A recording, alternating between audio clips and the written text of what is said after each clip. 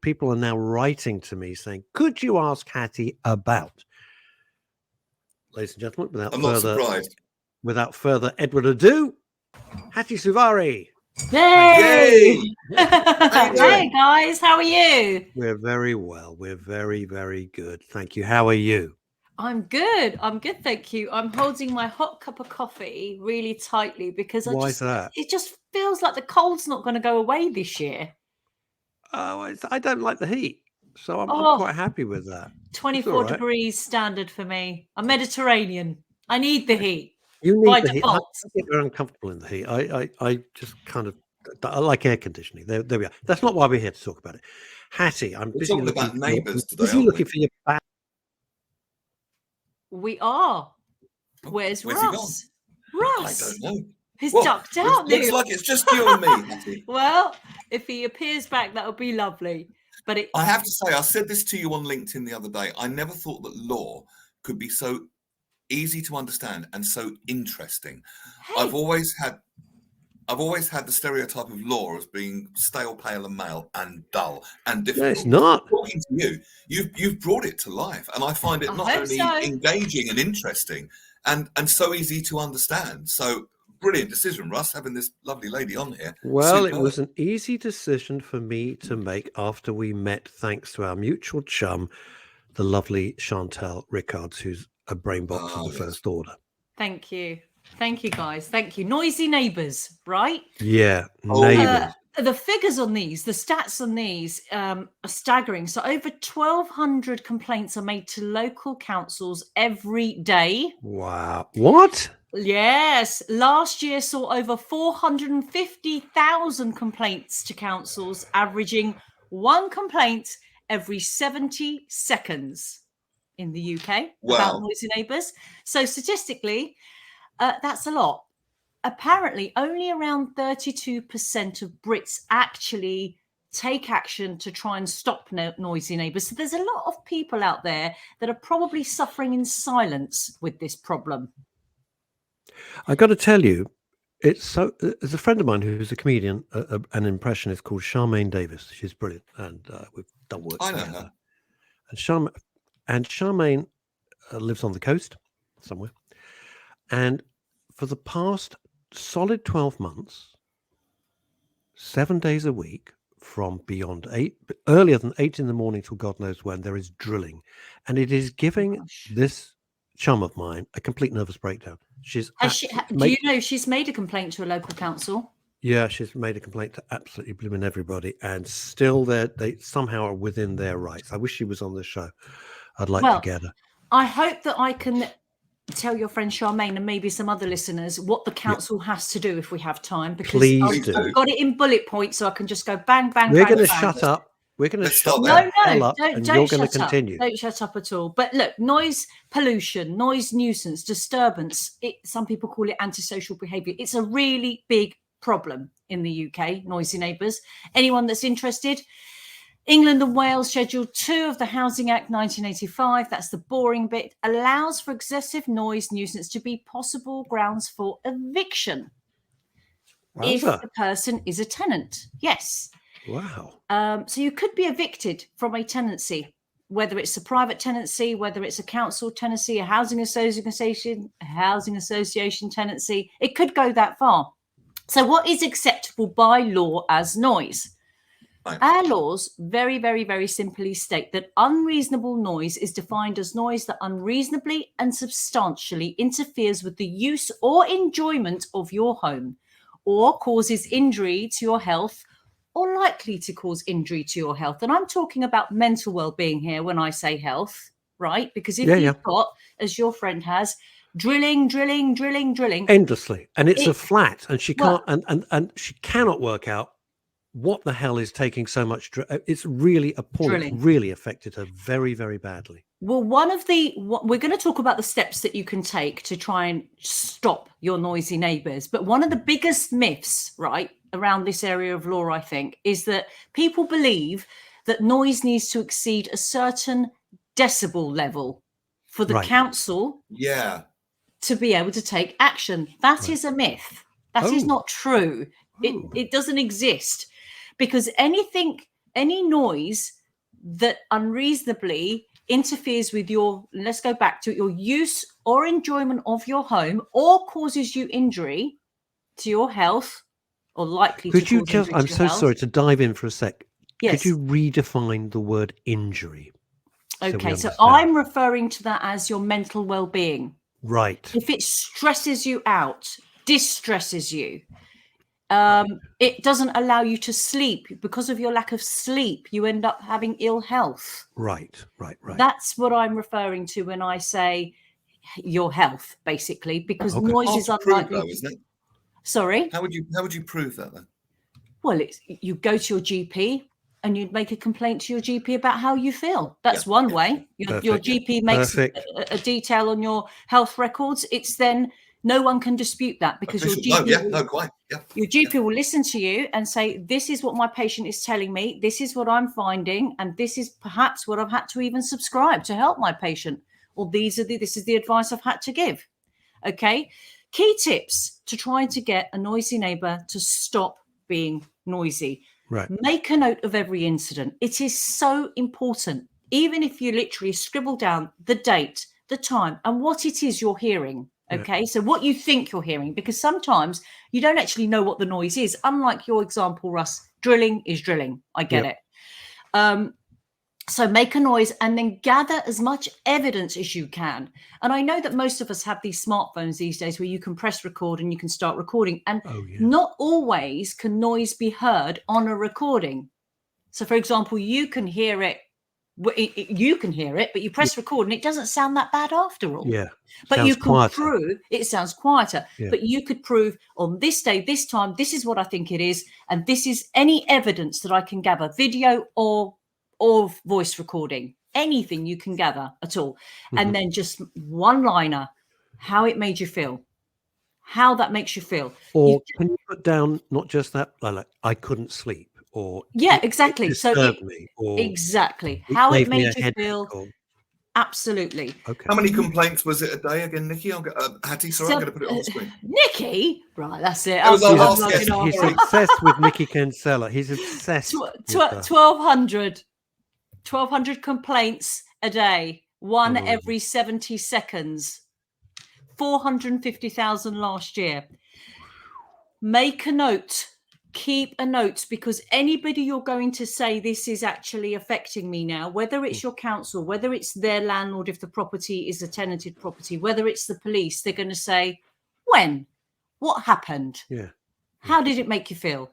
So yes. I want to ask you something. I'm going to play devil's advocate for a couple of questions here. First of all, what if it is work that actually legitimately needs doing? That is 11 p.m. to 7 a.m. You cannot, in a residential setting, make noise that disturbs your neighbours. 11 p.m. to 7 a.m.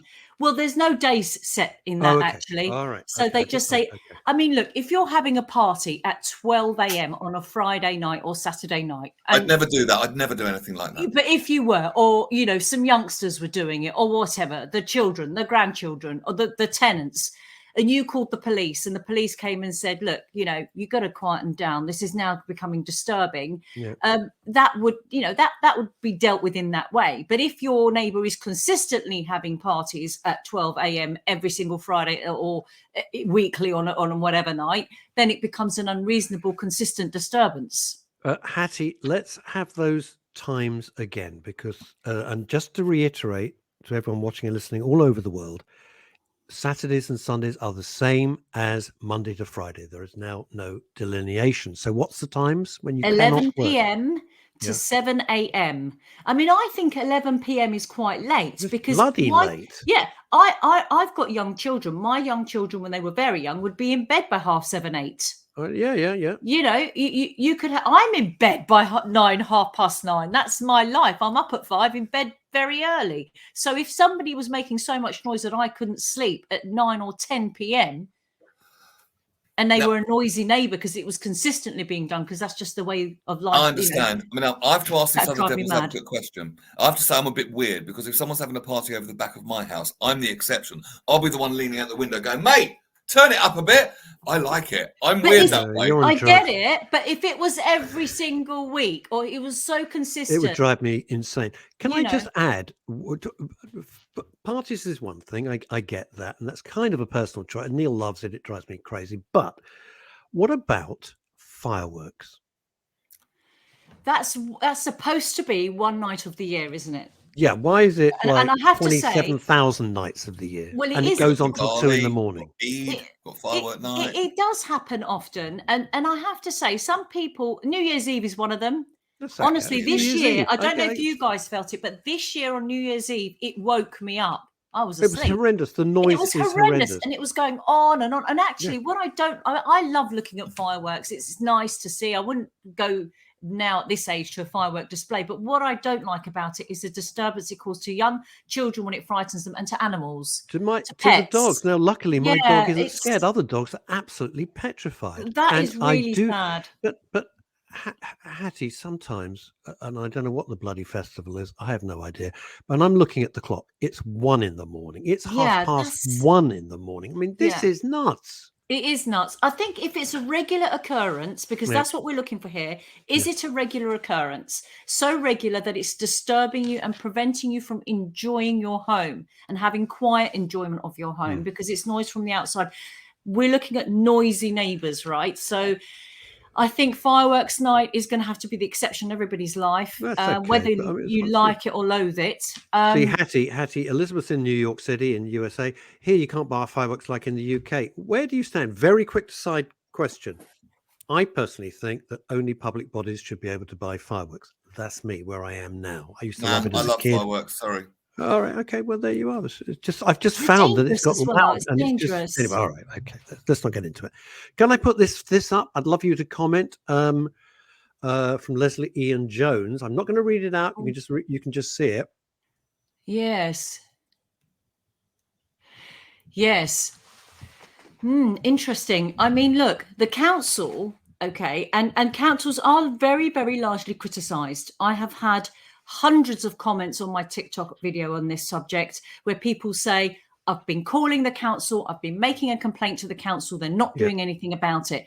The council must look into the complaint. And I think one of the key things with the council is you've got to badger them over it and keep a record. Again, the day, the time, who you've spoken to. And which department should you be phoning or complaining to?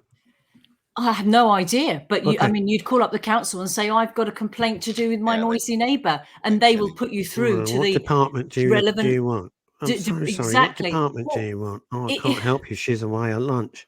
No. Listen, let's try and stay positive. I mean, it's under the Well, I Environmental am, but I'm a Protection realist. Act. I get it. It's under the Environmental Protection Act that the council has to help you. And if there is a noise nuisance means a regular occurrence of any type of noise. It could be different types of noise, but it's regularly happening. You could be living above or below or next door to people who just live loud. You know, their doors are slamming, or they've got all sorts of stuff going on. The council must serve what's called an abatement notice. Okay, an abatement notice to the occupier requiring them to stop or limit their nuisance to certain times of the day. Let's not forget that one of the most important points with noisy neighbours is if the property is tenanted, the landlord will be responsible and liable for dealing with their noisy tenant as well. And how do you get hold of the land? I'm going to sneeze. How do you get hold of the landlord? Well, bless you. How do you find out if a property is tenanted? It is not it's not easy. It's not going to be out there, is it, on Google? This property is owned by X person. Well, actually, a land registry search is something that the everyday person can do. Landregistry.co.uk, I believe. And you can put in a property address and the name of the owners come up.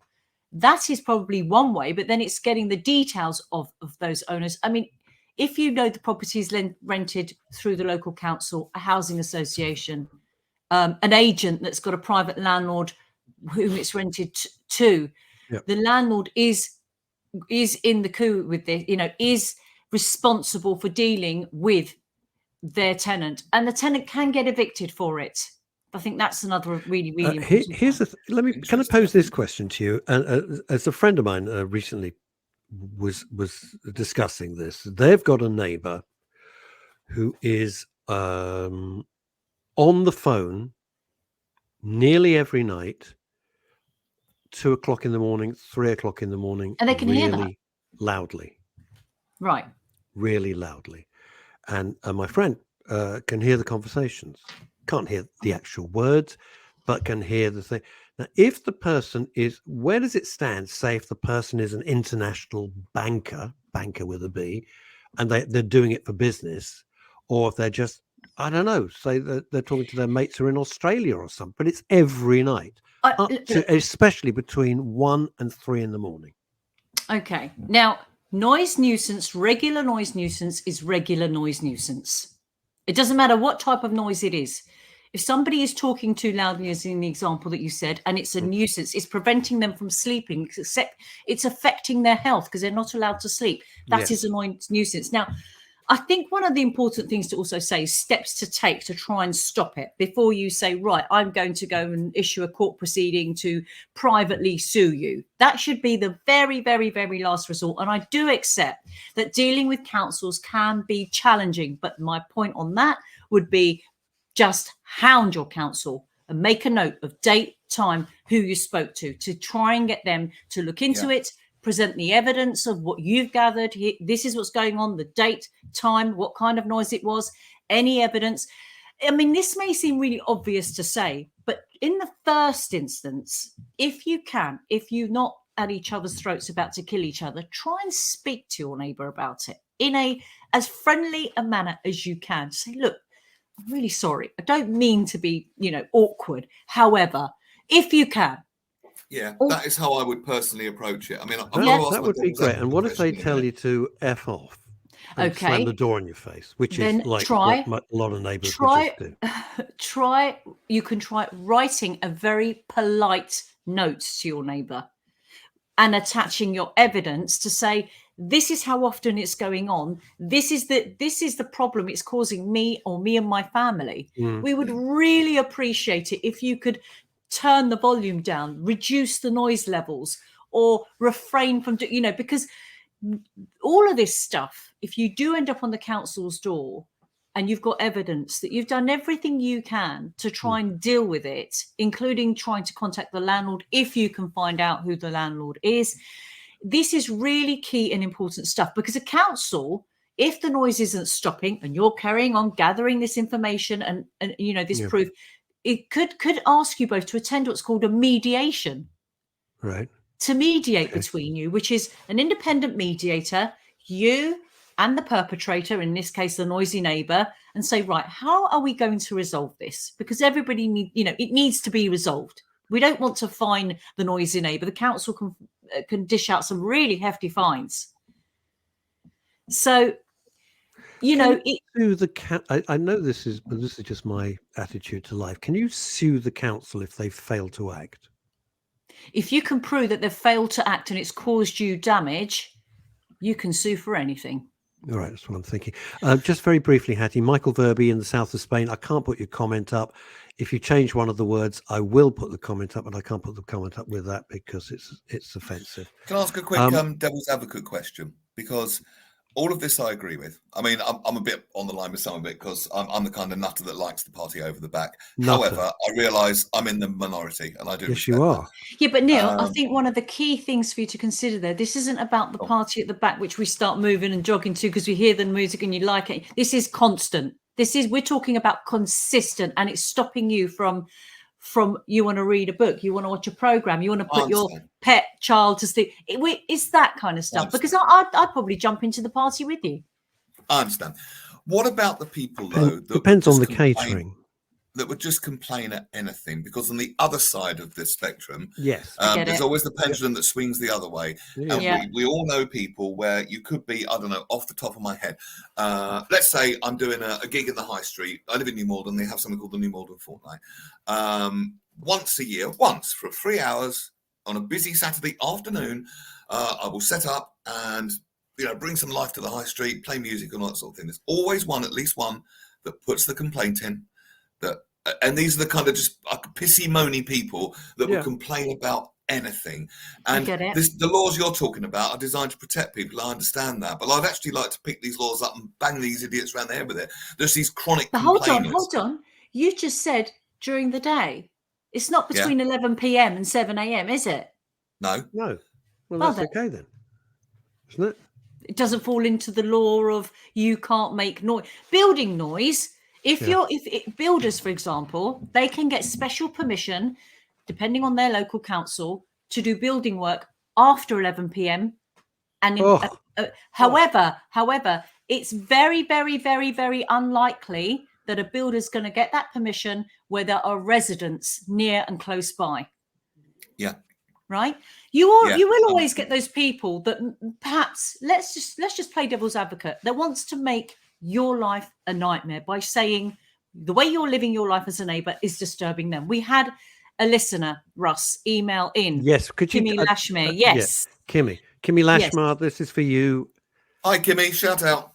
Yes. So saying our neighbours have visitors and relatives visit regularly and park over the drop curb. It stops me from either coming into my home or coming out. They shouldn't be parking on your drop curb. Absolutely. Again, what I'd say is, and it is upsetting when you come home, you can't get into your drive. Infuriating. Yeah, I get it. Take pictures of every occasion. When you get to 10, 15, etc., you can then politely write to them if you can. If you can't face them and have a conversation, say, look, this is what's going on. This has to stop. So please, can you stop that? And it's actually, I believe, it comes under obstruction. Okay. And if you've called your local police, because this is another way, you can complain to the police about noise levels and noise nuisance and say, this neighbour, here's the evidence, here's the photos, 20 occasions, keeps blocking my drive. Can you just please pay them a visit to ask that they stop that?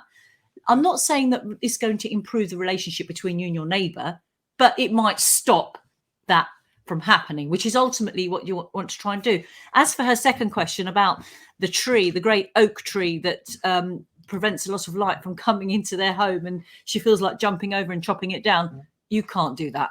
That's trespassing, and you might just breach a preservation order as well. She's absolutely right on that. With trees, and this happens, if the branches are coming over your property line, over your fence, do you have the right to chop those branches down?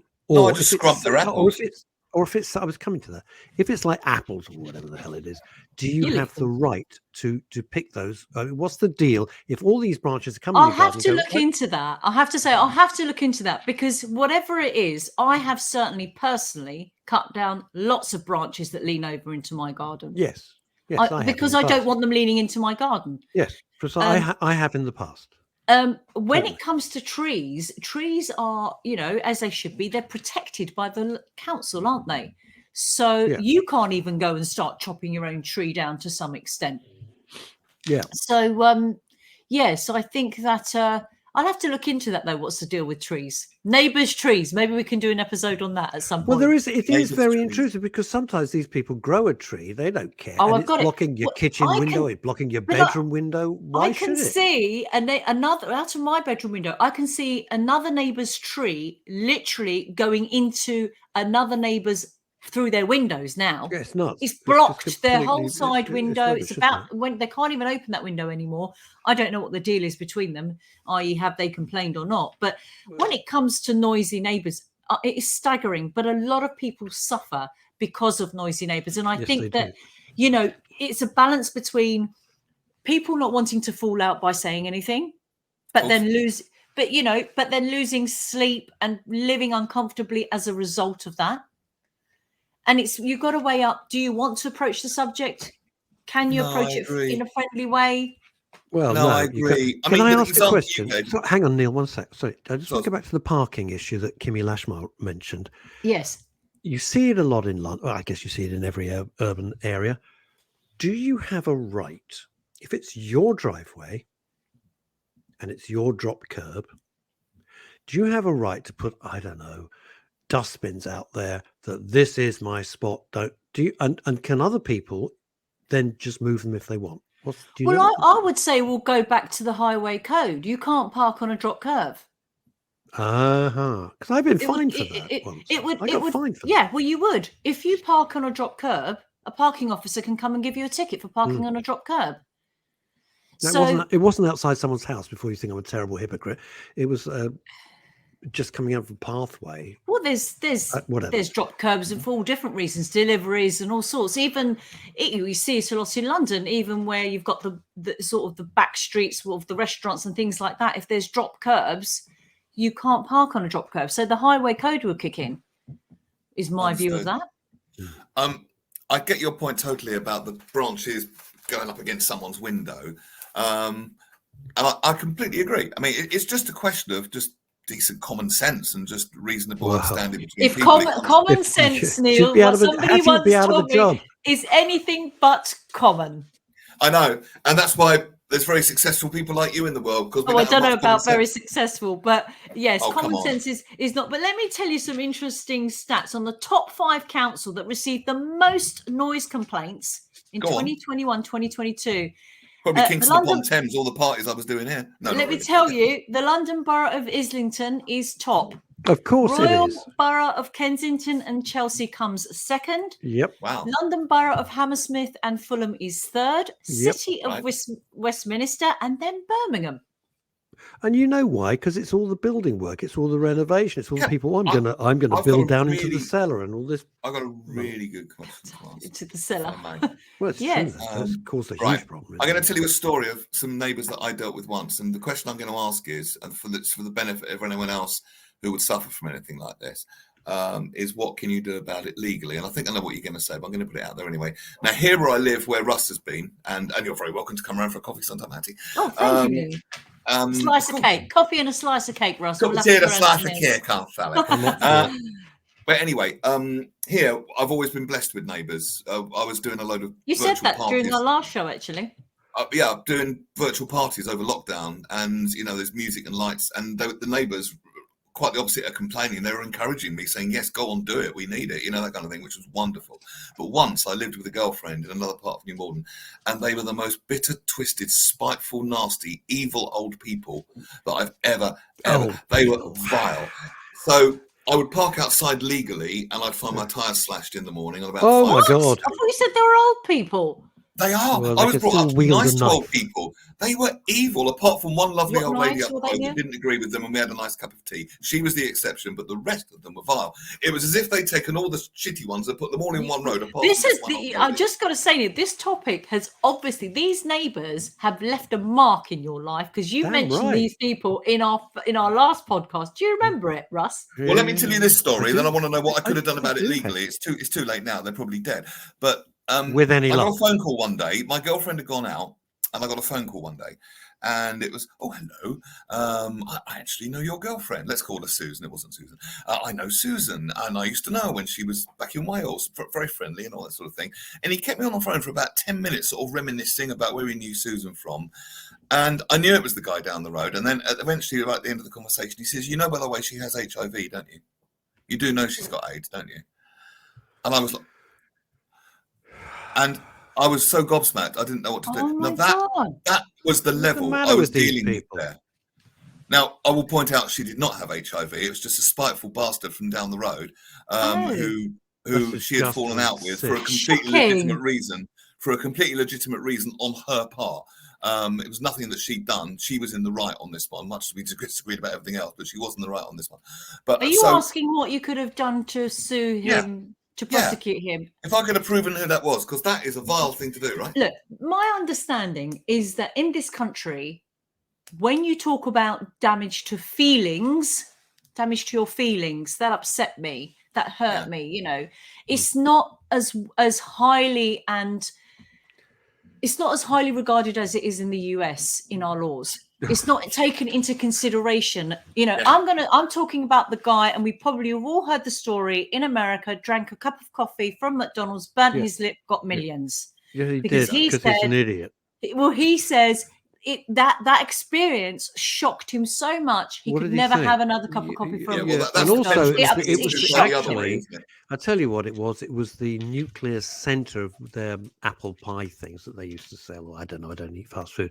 It's called the filling in the apple pie, which is why now, because I do yeah. like a McDonald's apple pie, it says contents are hot or something. There is a Yeah, word. but It was a coffee. why didn't it just The say, first one was "Hey, with the coffee. stupid person, this is a hot thing. Have you never gone out of your house before?" But again, that's idiot? another example of the See, pendulum swinging here, too far when the other you're way. when you're thinking about, can I take this person to court? You have to look at what are your losses.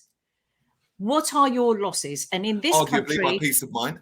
your peace of mind. But how do you value that? What do you put? What value do you Being that put I work on on a that? mental health radio station, Let me pretty tell highly. you something. I read a story today about Kobe Bryant's wife, who has just won $29 million from the police force for posting explicit photographs of her husband of the crash scene. Of the helicopter Right? crash. There was Because she was if you so- don't know, Kobe Bryant, just very, very Yes. briefly, if you don't know, in America, you will. In the UK and Europe, you may not.